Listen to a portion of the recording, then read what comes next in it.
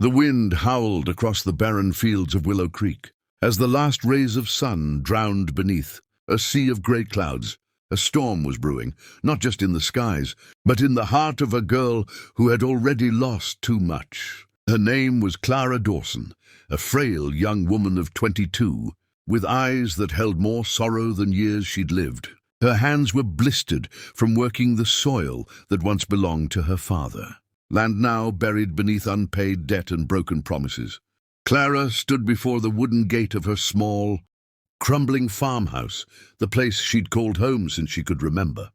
Her father had passed the previous winter, leaving behind nothing but a few acres of dry earth, a handful of debts, and an old horse named Rusty, who was as tired as she was. Life had not been kind to her. Every dawn brought labor, and every night brought tears, and yet she never gave up, until the letter came. It was an eviction notice. The bank had sold her father's land to a wealthy rancher, a man whose name carried both respect and fear in town, Ethan Blackwood. He owned half the valley, his cattle grazing over thousands of acres of fenced land. People called him the Iron Rancher, cold, unyielding and rich beyond imagination.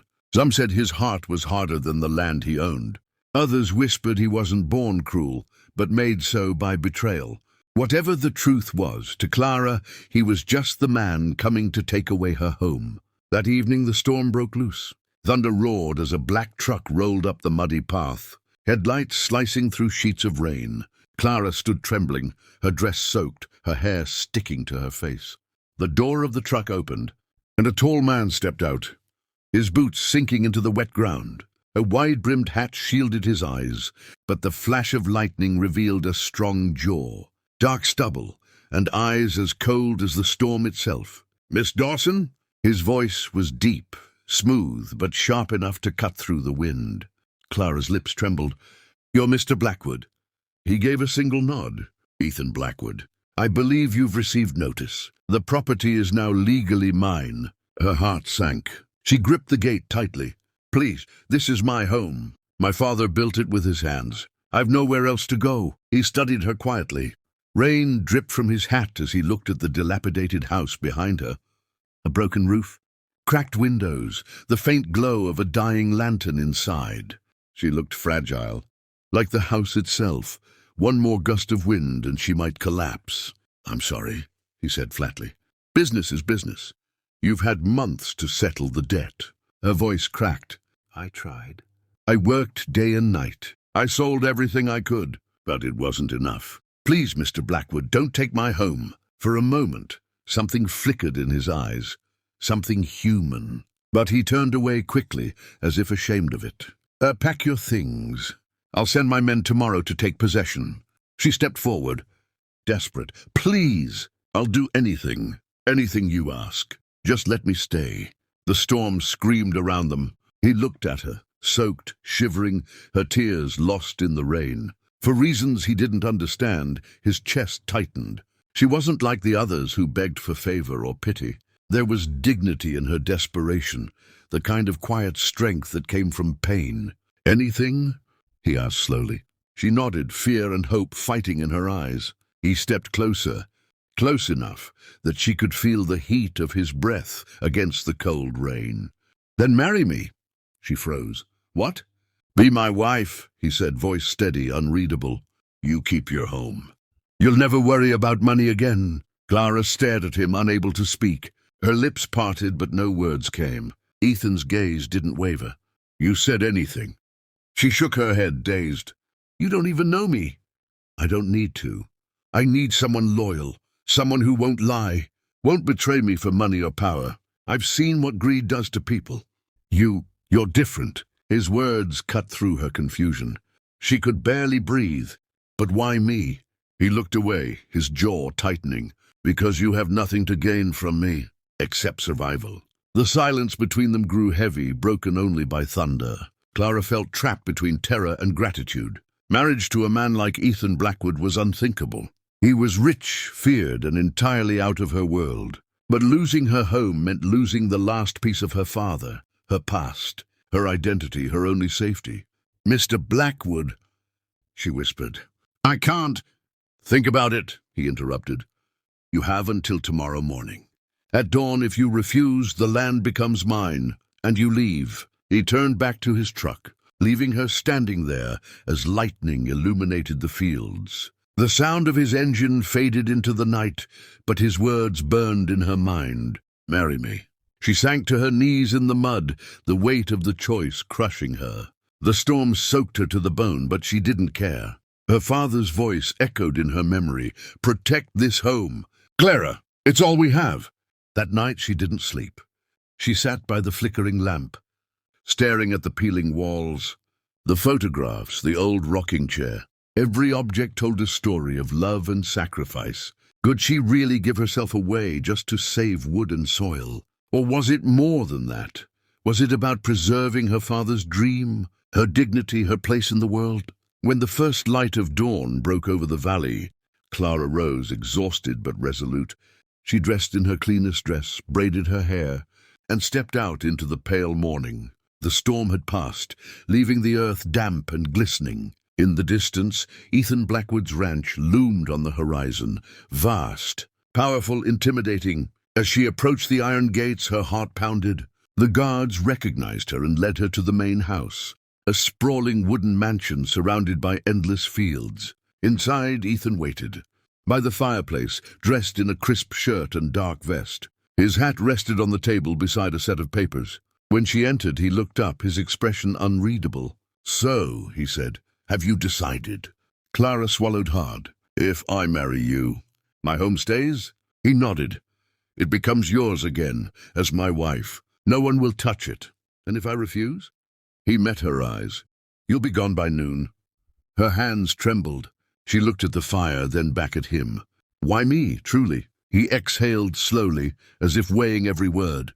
"Because I've built an empire and gained nothing but enemies. I need a wife who won't marry for my name or my fortune. You don't care about either. You only care about that small piece of land. That means I can trust you." Clara's heart raced. It was madness. But what choice did she have? She straightened her back and whispered, "Then I'll do it." Ethan's eyes flickered, surprise then approval. "You're sure?" "Yes." He nodded once and called for his lawyer. The papers were signed in silence. When it was done, Ethan stood and offered his hand. "Welcome to the Blackwood Ranch, Mrs. Blackwood." The words hit her like a wave. Mrs. Blackwood. It didn't feel real. He led her outside, where the sun broke through the clouds, glinting off the wet fields. "You'll move here today," he said. "Your old home will remain yours, untouched. But from now on you answer to me." Something in his tone made her chest tighten, not fear, but something strange and new. As the carriage took her back to pack her things, Clara looked out at the land, the trees, the sky. Her world had changed overnight. She wasn't just the poor farmer's daughter anymore. She was the wife of the richest man in the valley. But as the wind brushed her face, she couldn't shake the feeling that she'd stepped into a storm, far greater than the one that raged last night. And somewhere deep down, Ethan Blackwood, the man who thought he'd bought a marriage, couldn't explain the ache in his chest when he saw her leave. For the first time in years, the iron rancher felt something he'd long forgotten: guilt, and maybe, just maybe, hope. The morning sun poured over the sprawling Blackwood estate, painting the fields gold. Cattle grazed beyond the fences. Ranch hands moved with quiet discipline, and every brick of the great house gleamed with wealth and power. Yet inside, behind those perfect walls, a woman sat in silence, a stranger in her own story. Clara Blackwood, though the name still felt foreign on her tongue, stood by the window of her new room, clutching the hem of her plain dress. The room was vast, almost echoing, filled with fine furniture and the faint scent of cedar. It should have felt like a dream, but to her it felt like a gilded cage. The bed was too soft, the walls too quiet. Even the air felt heavy, as if it carried rules she didn't yet understand. "Downstairs," the staff whispered. The maids, women dressed in crisp uniforms, their eyes sharp, with judgment, spoke in low tones when she passed. "The boss married a beggar," one muttered. "A charity case," another replied. They thought she couldn't hear, but she did. Every word was a dagger. Still, she said nothing. She had promised herself she would endure. Ethan, meanwhile, had already left for the day. He was always working, overseeing cattle drives, signing contracts, inspecting lands. The man lived by control, not compassion. Yet something had changed in him since the marriage. He couldn't explain why he kept thinking of her. The way she looked standing in the rain, her eyes filled with fear, but not weakness. He told himself it was guilt, not affection. But deep down, the iron walls around his heart had begun to crack. When he returned that evening, the house was quiet. He found her in the kitchen, sleeves rolled up, hands covered in flour. The cook tried to stop her, but Clara insisted on helping. "You don't have to do that," Ethan said from the doorway. She turned, startled. "I don't mind. I used to bake with my father. It keeps me busy." He watched her for a long moment, the way her hands moved with care, her voice soft but steady. "You don't have to prove anything here," he said. She lowered her gaze. "I'm not proving anything. I just don't want to feel useless." Ethan hesitated, then nodded. "Dinner will be ready soon. I'll see you in the dining hall." When she entered the hall later, the long oak table stretched endlessly before her, candles flickering against the polished silver. Ethan sat at the head, as always, unreadable. She took her seat quietly, her posture straight, her eyes lowered. The silence was unbearable. Finally she spoke. "Do people here know why you married me?" He looked up, surprised by her boldness. "They know enough. So they think I'm charity." He didn't deny it. "Let them think what they want. Their opinions don't matter." "Maybe not to you," she said softly, "but I live among them. I hear the whispers. I feel the stares." He leaned back, studying her. "You're stronger than you look, Mrs. Blackwood. Ignore them." Her eyes met his. "Strength isn't silence, Mr. Blackwood. Sometimes it's standing alone, even when you shouldn't have to." For the first time he had no reply. That night, after dinner, Ethan walked through the ranch, lost in thought. The wind carried the scent of rain again, and memories he'd long buried clawed their way back. Years ago he had trusted someone, loved her even. She betrayed him, sold his secrets, left him broken. Since then, he vowed never to let love weaken him again. But now, this quiet girl with her stubborn dignity stirred something dangerous inside him. Days turned into weeks. Clara slowly found her rhythm at the ranch. She helped the workers, tended to injured horses, and learned to manage household accounts. The staff, once cold, began to soften. The old ranch hand, Samuel, grew fond of her kindness. Even the cook began to smile when Clara entered the kitchen. But one person didn't change, Ethan. He was courteous, distant, and utterly unreadable. At breakfast, they exchanged polite words. At dinner, silence. In the halls, they passed each other like ghosts. Until one afternoon, a stallion had broken loose in the fields, wild with fear. The ranch hands couldn't control it. Clara, hearing the chaos, ran toward the stables. Without hesitation, she grabbed a rope and stepped into the corral. "Mrs. Blackwood, stay back," Samuel shouted. But she didn't. She moved slowly, whispering softly, eyes locked with the terrified animal. Her voice was calm, her movements steady. The stallion's breathing slowed, its eyes flicking uncertainly. Inch by inch she approached, then gently slipped the rope around its neck. The men stared in disbelief. Ethan arrived just as she stroked the horse's mane, whispering, "It's okay now." He stepped forward, eyes wide. "What were you thinking?" "You could have been killed." She looked at him, calm but firm. He was scared, not dangerous. Sometimes all anyone needs is to be understood. For a long moment neither spoke. Then Ethan turned away, hiding the storm in his chest. That night he couldn't sleep. He went to the study, poured himself a glass of whiskey, and stared into the fire. He had seen bravery before, but not like hers. Hers was quiet, human, uncalculated. It unsettled him. As the weeks passed, the distance between them began to shrink, not by words, but by moments. A shared glance over breakfast, a faint smile when she tended the garden, a soft laugh when he accidentally scared the hens one morning. Slowly the house began to feel alive. One evening, a storm returned to Willow Creek, the first since the night they met. Clara stood by the window again, watching the rain. Ethan entered silently. "You still love storms," he said. She smiled faintly. "They remind me I survived one before." He moved closer. "You've changed this place." She turned to him. "No, Mr. Blackwood, the place was always beautiful.